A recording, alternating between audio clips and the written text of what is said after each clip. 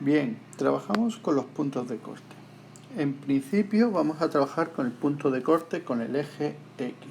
¿Dónde esta función atraviesa el eje X? Pues claramente lo atraviesa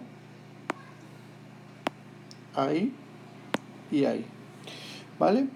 Es decir, ¿y cómo se ponen esos puntos? Pues primero la coordenada X, que sí existe, que es -1, pero la coordenada Y siempre es 0. Coordenada X, fijaros que esa segunda es un poco extraña porque está entre 1 y 2, pero justamente más o menos en medio, 1,5, 0. Con el eje Y, pues ahí tenemos el punto de corte con el eje Y, ¿verdad? Ahí en verde. Y sería, fijaros, el eje Y siempre es 0, la coordenada X, y me desplazo a -1 en la coordenada Y. Bien, mínimo y máximo. Veréis, aquí hay cierta,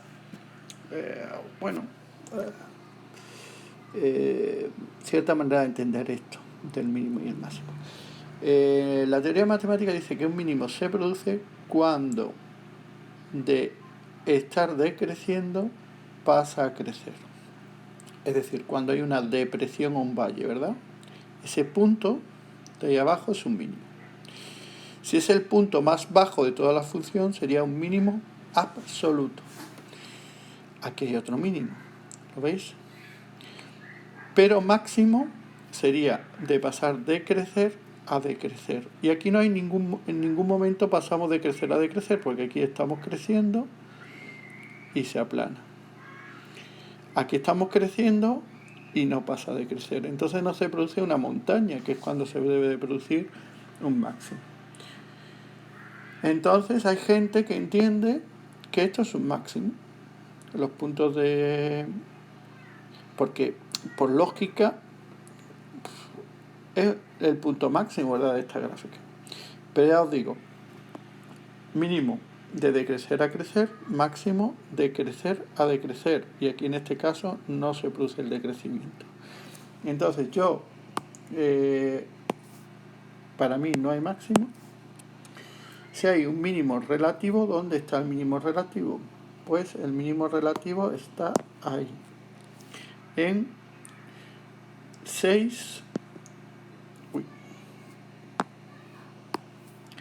en 6, 1, ¿vale? 6, 1. Hay que dar un punto. Y en absoluto, ¿por qué? Porque no hay nadie más bajo que él, estaría en 1 menos 2, ¿veis? 1 menos 2. No hay ningún punto más bajo que él. 1 menos 2. Bien. Puntos de corte eje X. Aquí está dibujado el eje X fenomenalmente. Ahí está el punto de corte con el eje X en -6, 0. Acostumbraros, fijaros en que la primera coordenada es un número que sea y la segunda siempre es 0. Punto de corte con el eje Y estaría ahí, ¿verdad? Y sería 0, 4. 0, 4. Máximos y mínimos. Vamos allá, a los máximos y a los mínimos. En este caso sí hay máximo, claramente, ¿verdad? Hay un máximo, vamos a poner en negro los máximos. Está ahí. ¿Por qué? Porque ha pasado de crecer a decrecer. Entonces esta montaña que se produce, el punto, en la cúspide, punto más alto de esta montaña sería un máximo. ¿Sería absoluto? Bueno, sería absoluto compartido con este punto de aquí, ¿verdad? Que también es igual de alto. Por lo tanto, como hay otro punto que es igual de alto de él, no sé, podría ser máximo absoluto o relativo. La cuestión es que da lo mismo. El máximo absoluto es el punto más alto y que no hay nadie más alto que él. Como hay uno que es justamente igual que él, yo lo voy a poner como relativo. y sería en menos 4, 5. Voy a poner en relativo, menos 4, 5. Por lo tanto, no hay absoluto. Y no hay más máximo que ese.